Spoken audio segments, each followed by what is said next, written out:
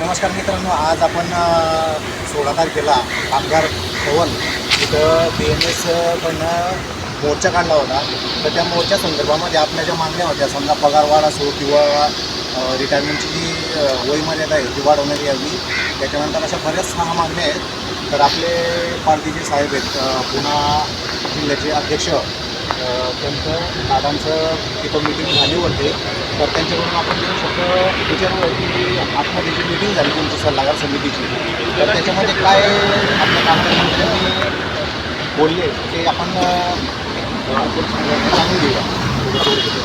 नमस्कार, मी अनिल पारवी, महाराष्ट्र सुरक्षरक्षक महासंघ प्रदेश महामंत्री. आज भारतीय मजदूर संघामार्फत आक्रोश मोर्चा आज आयोजित केला होता.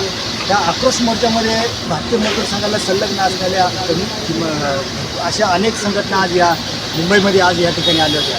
त्या आक्रोश मोर्चाच्या निमित्ताने भारतीय मजदूर संघ केवळ सुरक्षरक्षक नाही तर हजारो लाखो कामगारांचं प्रतिनिधित्व करण्यासाठी या ठिकाणी आक्रोश करण्यासाठी या ठिकाणी सरकारला जागा करण्यासाठी या ठिकाणी आपण आज या ठिकाणी आलो होतो. आज या मोर्चाच्या निमित्तानं आज सुरक्षारक्षकांच्या ज्या समस्या आहेत, मग तो एजन्सीमधला सुरक्षारक्षक असो किंवा मंडळातला नोंदित सुरक्षारक्षक असो, गेले अनेक वर्षापासून आपण या शासनाला निवेदनं देऊन त्यांना वेगवेगळ्या प्रकारच्या मार्गाने त्यांना जागे करण्यासाठी आपण प्रयत्न करतो. परंतु या निवेदनावरती शासनाकडनं कुठलंच काम होत नाही. म्हणून आज भारतीय मजदूर संघाने जो आक्रोश मोर्चा पुकारला होता याच्यामध्ये महाराष्ट्र सुरक्षारक्षक महासंघ अनेक वेगवेगळ्या जिल्ह्यांमधनं सुरक्षारक्षक या आक्रोश मोर्चामध्ये सामील झालेले आहेत. या आक्रोश मोर्चामध्ये सुरक्षारक्षकांच्या महासंघाने ज्या काही समस्या मांडलेल्या आहेत, दर 3 वर्षांनी जी वेतनवाढ होती, ते वेतनवाढसाठी आपण निवेदनामध्ये हे म्हटलं तर त्यांच्या मूळ वेतनामध्ये 20% वाढ झाली पाहिजे. किमान घरभाडे भत्त्यामध्ये 30% वाढ झाली पाहिजे. जे काही इतर भत्ते आहे ते इतर भत्त्यांमध्ये किमान 5,000 अशी वाढ झाली पाहिजे. त्याचबरोबर सुरक्षारक्षकांना वेतनी रजा, किरकोळ रजा, तसेच रुग्णता रजा हे सुद्धा सुरक्षारक्षकांना मिळाल्या पाहिजेत. त्या दृष्टीने सुद्धा आपण या आक्रोश मोर्चामधून ही मागणी केलेली आहे. सुरक्षारक्षकांना PF मिळतो, PFचं कॉन्ट्रीब्युशन मंडळामध्ये जमा होतं, परंतु सुरक्षारक्षकांना पेन्शनची योजना या मंडळाकडनं लागू झालेली नाही. त्या PFवरला जो EDL जो इन्शुरन्स आहे, एम्प्लॉय डिपॉझिट लिंक्ड इन्शुरन्स, 7 लाखाचा जो इन्शुरन्स आहे, हा इन्शुरन्स सुरक्षारक्षकांना मिळत नाही आहे. यासाठी काही सरकारला काही नवीन पैसे तयार करायचे नाही आहेत. हे पैसे आजही मंडळामध्ये पर मंथली सुरक्षारक्षकांच्या लेव्हीमधनं आणि सुरक्षारक्षकांच्या वेतनामध्ये मंडळामध्ये जमा होत असतात. फक्त यांना स्कीम राबवायची आहे. परंतु भविष्य निर्वाह निधी अधिनियम 1952चा कायदा मंडळाला लागू होत नाही असं सांगून आजपर्यंत मागील 40 वर्षापासून या मंडळाने सुरक्षारक्षकांना या पेन्शन योजनेपासून दूर ठेवलेलं आहे. ही मागणी घेऊन आज आपण या ठिकाणी आलेलो आहोत. तसेच पुढं जर आपण गेलो तर आज बोटावर मोजण्या इतकं फक्त मंडळाला कामगार कल्याण मंडळाची योजना लागू आहे. त्यामध्ये पुणे मंडळ असो, जळगाव, धुळे, नंदुरबार मंडळ असो, हे असे 1, 2, 3 मंडळ डोळ्यासमोर आहेत की यांनाच मंडळाच्या योजना लागू आहेत. बाकी कुठल्याही मंडळाला किमान कामगार कल्याण मंडळाची योजना लागू नाही. ह्याही मागण्या लागू करण्यासाठी आपण या आक्रोश मोर्चामधून आपण या शासनाला निदर्शनास आणून दिलेलं आहे. त्याच्याबद्दल अजून पुढे सांगायला गेलं, सुरक्षारक्षकांना ग्रॅज्युटी मिळते हे ठीक आहे, परंतु ज्या सुरक्षारक्षकाचे 240 दिवसापेक्षा कमी दिवस आहेत अशा सुरक्षारक्षकाचे ग्रॅज्युटीचं ते वर्ष कापलं जातं आणि त्याला त्या ग्रॅज्युटीच्या योजनेपासून वंचित ठेवलं जातं. हे ग्रॅज्युटी मिळण्यासाठी वारंवार आपण मंडळाला पाठपुरावा करून 2-2, 2.5 वर्ष त्यांच्याशी पाठपुरावा केल्यानंतर ही ग्रॅज्युटी मिळली जाते. ही एक आपल्यासाठी खूप दुर्भाग्याची ही गोष्ट आहे का आपण कामगार विभागाच्या मंडळामध्ये काम करत असूनही नोंदित सुरक्षारक्षकाला ग्रॅज्युटीसाठी भांडावं लागतं. त्याच्यापेक्षा दुर्भाग्य काहीच नाही आहे. तसंच आपण पुढे गेलो ते ह्या ग्रॅज्युटीवर सुद्धा प्रत्येक कामगाराला इन्शुरन्स आहे, ते इन्शुरन्ससुद्धा या सुरक्षारक्षक मंडळाने लागू केलेलं नाही.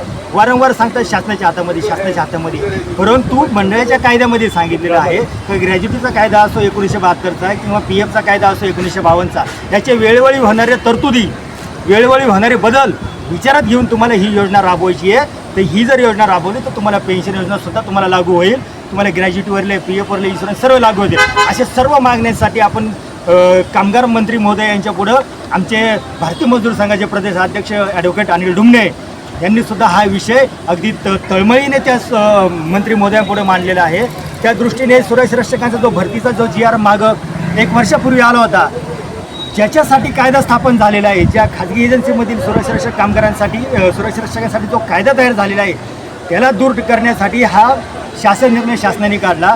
तो जर सुरक्षारक्षक मंडळामध्ये जर या शासन निर्णयाप्रमाणे तुम्ही जर त्याला म्हणत असाल, तो जर मागील 10-10 वर्ष 5-5 वर्षापासून जर खाजगी एजन्सीमध्ये काम करत असेल, त्याला जर तुम्ही म्हणत असाल तुम्ही 1600 मीटर पळा, तुम्ही पुलअप्स काढा, तुम्ही फलाने या परीक्षा पास करा, तुम्ही MSCIT झालेले पाहिजे, तुम्ही 12वी पास असले पाहिजेत, तर हे सुरक्षारक्षक मंडळामध्ये येऊ शकणार नाही.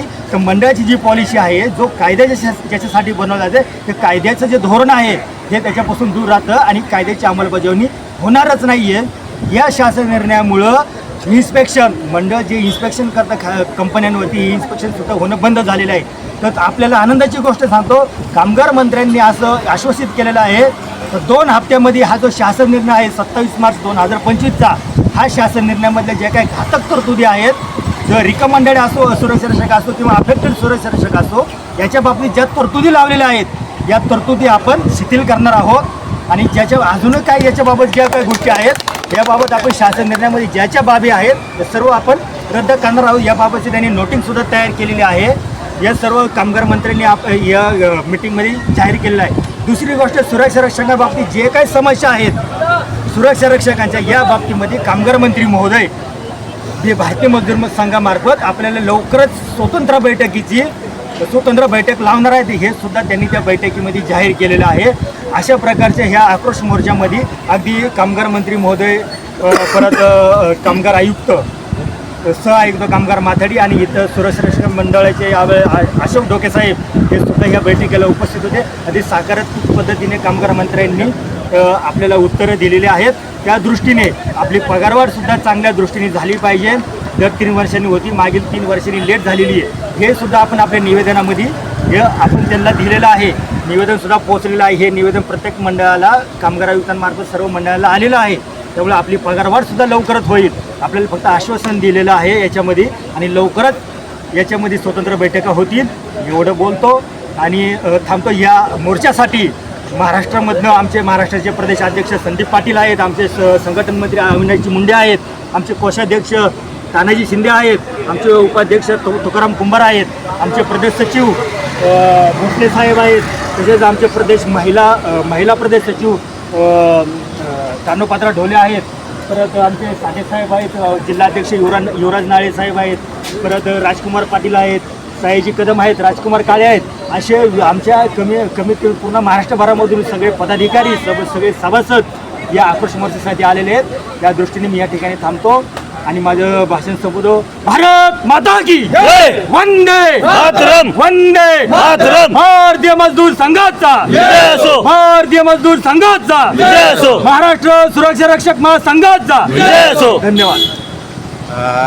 खरंच मी प्रत्येक व्हिडिओमध्ये बोलत असतो की संघटना कोणतीही असो, जी संघटना रोडावर उतरते त्या संघटनेला सपोर्ट करा. तर आपण या अनुषंगाने इथं आलो होतो आणि खरंच मला सांगा, सोलापूर, सातारा, पुणे लांबून जर पदाधिकारी येत आहे, सुरक्षा रक्षक तुम्ही माझं बघू शकता, इकडं कॅमेरा फिरवून घे. सर्व म्हणजे मोर्चामध्ये अजून मोर्चामध्ये भरपूर येतात, लांबून येऊ शकतात बाहेरच्या जिल्ह्यातून आणि ठाणे जिल्ह्यातून सुरक्षा रक्षक हजर राहत नाही. हे कुठंतरी मला तरी शोकांतिका वाटते आणि मला लाज वाटते बोलायला की काय बोलायचं आता. तर आपल्यासोबत पाटील साहेब आहेत. पाटील साहेब पण आपल्या यूट्यूब चॅनलला फर्स्ट टाईम व्हिजिट दिली आहे. पारदे साहेबांना बी आपल्या यूट्यूब चॅनलला फर्स्ट टाईम व्हिजिट दिली आहे. खरंच त्यांचं मी मनापासून धन्यवाद करतो की तुम्ही ह्या ज्या मागण्या आहे या पुणकर साहेबांसोबत आता मीटिंगमध्ये ज्या पास केलेल्या आहे त्या 100% प्रयत्नांनी म्हणजे पास झाल्या पाहिजे. आणि आता आपण आपले पाटील साहेब आहेत त्यांच्याशी बोलूया की तुम्ही पण 2 शब्द बोला. धन्यवाद तुमची. नमस्ते, मी संदीप पाटील, महाराष्ट्र सुरक्षा रक्षक महासंघ प्रदेशाध्यक्ष. गेल्या 1 ते 1.5 महिन्यापासून 16 एप्रिलचे मोर्चाची जी तयारी होती ती भारतीय मजदूर संघाच्या माध्यमातून चालू होती. अखेर तो आज दिवस आला आणि त्या दिवशी महासंघाचे तमाम सुरक्षा रक्षक बांधव हे महाराष्ट्रातून आज BKC या ठिकाणी हजर राहिले.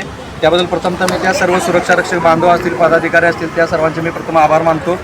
आणि आज आपण जो आपले काही 5-6 मुद्दे घेऊन या ठिकाणी आलो आहोत त्या आज आपण एकदम ठामपणे आपण कामगार मंत्र्यांच्या समोर मांडले आहेत.